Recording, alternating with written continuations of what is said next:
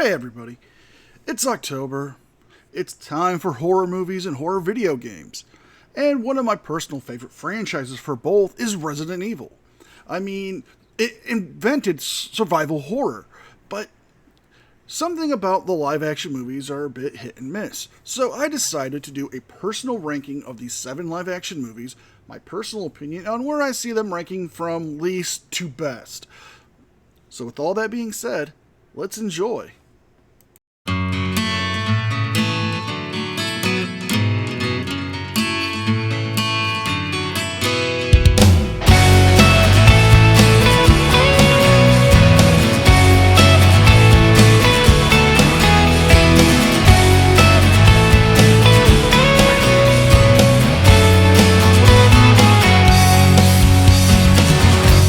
Number 7, Resident Evil, The Final Chapter. Now, Resident Evil, The Final Chapter was the 6th installment in the original Resident Evil movies. And, well, it was also the last.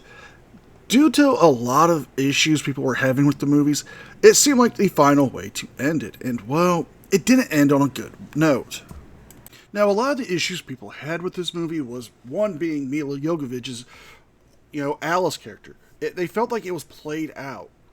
At first, when they did the first 2 movies, it was a great character, it was well written, but overall, it just seemed like it became just a motivational movie piece just for her career.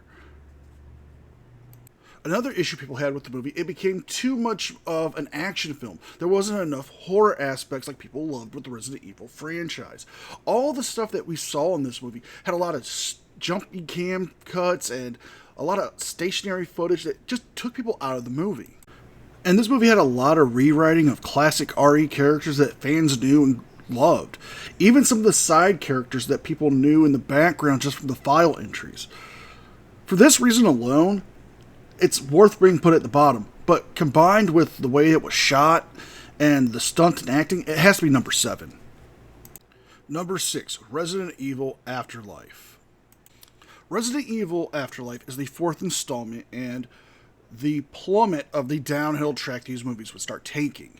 Now, this is also at the beginning stages of everything being shot in 3D, where this movie is just horribly written. Now, this is really where everything starts going downhill in the franchise.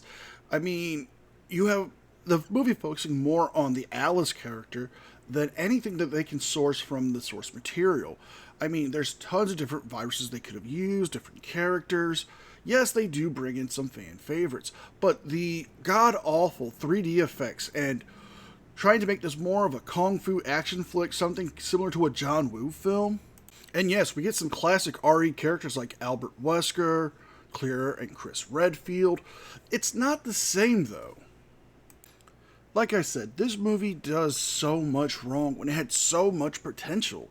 Yes, with the 3D angle, you could have gone with a lot more great visual effects, but the wire work, the bad 3D, the lackluster care to bringing in these fan favorite characters just seems like a letdown.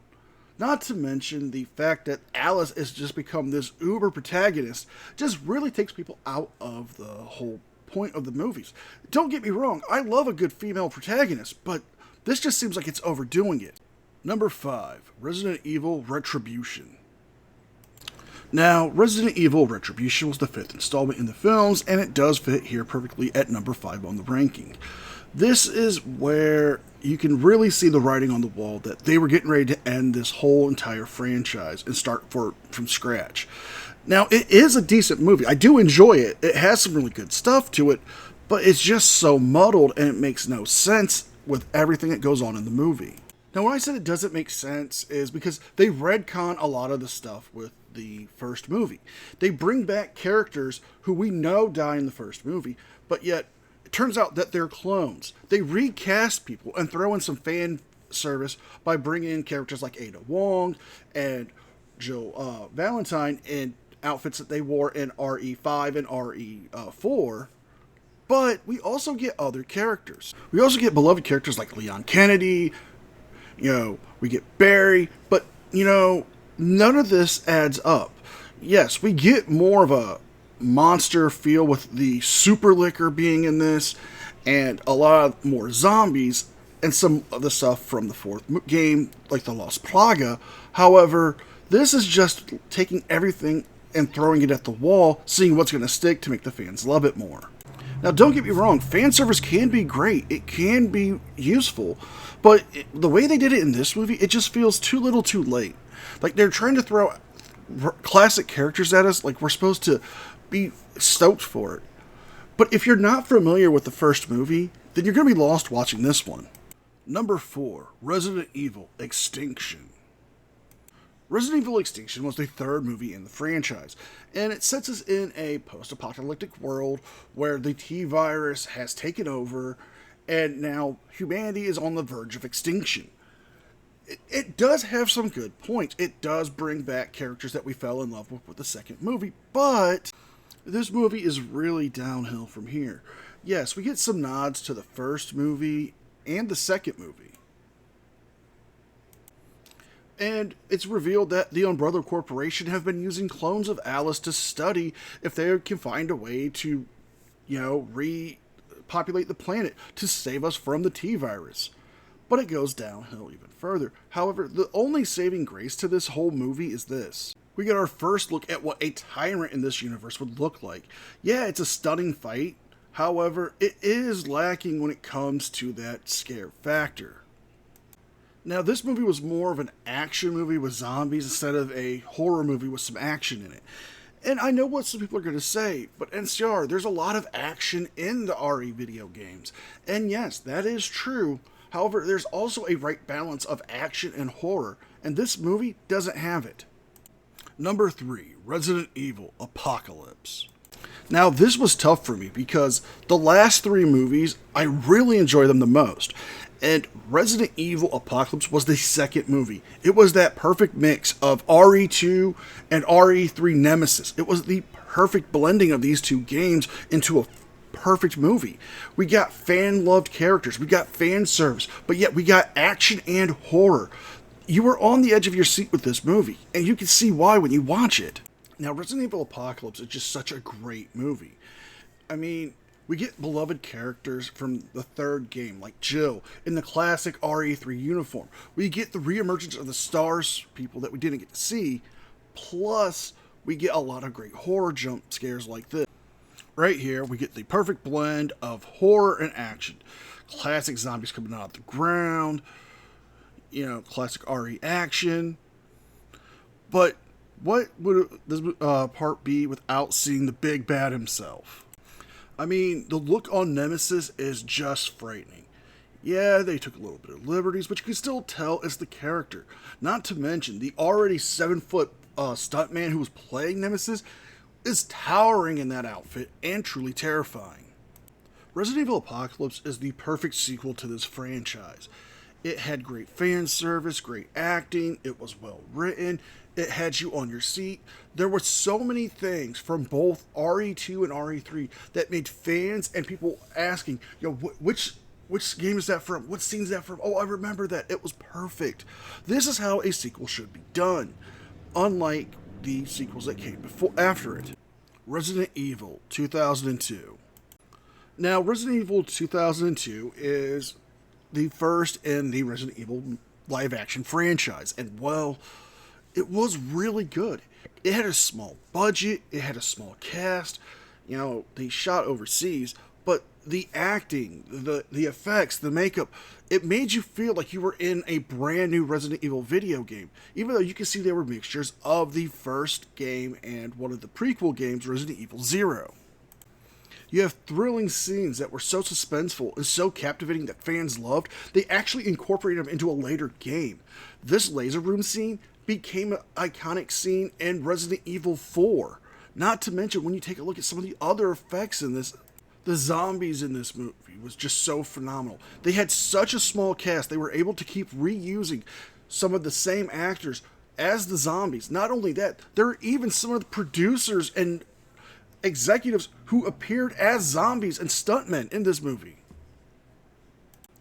Now, this movie is phenomenal. It's one of the best in the zombie genre. I mean, it's well worth watching due to the fact that You don't have to be a Resident Evil fan to enjoy it. You can be just the casual movie enjoyer, a horror fan, or a video game fan, and be immersed and enjoy this perfect start to what could have been a great series if it wasn't for some poor decisions down the line. Number 1, Resident Evil, Welcome to Raccoon City.